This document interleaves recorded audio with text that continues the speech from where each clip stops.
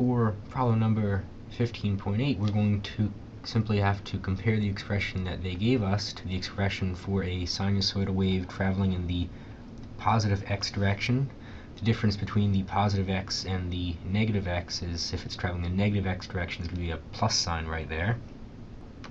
One thing to kind of be careful of is this 2 pi out in front. It maybe could be more explicitly written like that, so that 2 pi will be applied to the x and to the t terms.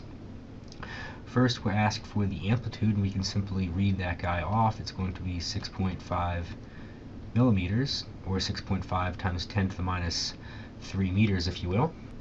For part B, I know that that k term is going to be related to the wavelength, so 2 pi divided by wavelengths, and here I'm going to have 2 pi divided by 28 centimeters, so I can simply read the wavelength off to be 28 centimeters, or 0.28 meters if you want.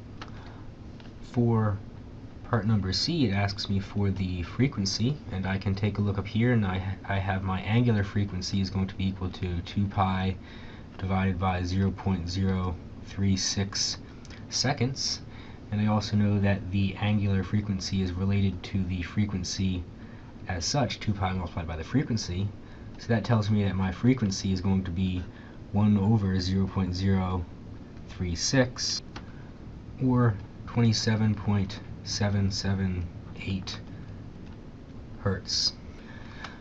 And last but not least, it asked me for the velocity of the wave, and I know that the velocity of the wave is going to be equal to the wavelength multiplied by the frequency.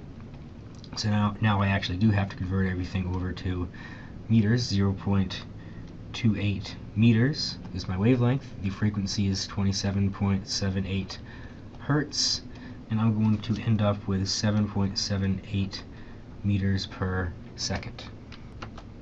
For problem number 16, I'm looking for a tension in a rope, and I know that tension is going to be related to the velocity of a wave on a string, so I'm going to say that my force right here is going to be tension, and this mu right there is the mass per unit length, so I know that mu is going to be the mass of the string multiplied by, or divided by, its length. I can simply solve for the force of tension. That's going to be a velocity squared multiplied by the mass per unit length.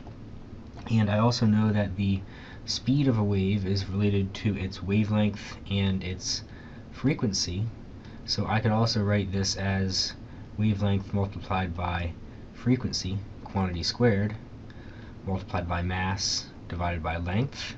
And I know what all these terms are, so I can simply say this is going to be my wavelength in meters, 0.75, multiply that guy by the frequency, 40 hertz, make sure I square that guy.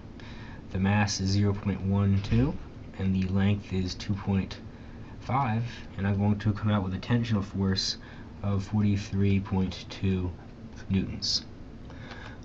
And lastly, we have a guitar that has a length of 0.635 meters, and it tells us that the fundamental frequency is B3, which is 245 hertz. First, it asks for the speed of the transverse wave, and we know that the frequency is going to be equal to n multiplied by the velocity divided by twice the length.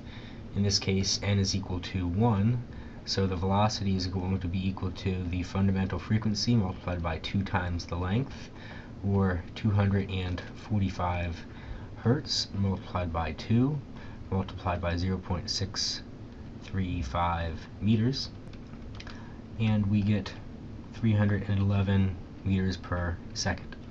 For part B, it says if I increase the force of tension to essentially be 101%, then what's going to happen to the frequency?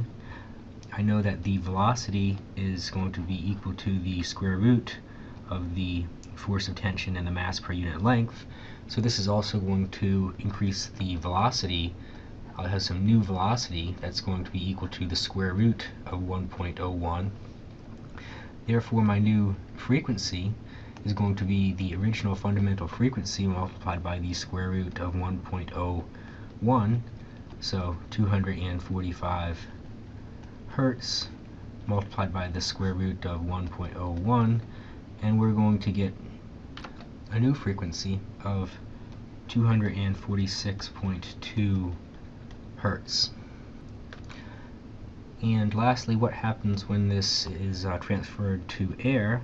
Well, the frequency will remain the same, 245 hertz. What is different is going to be the speed of sound, therefore the wavelength.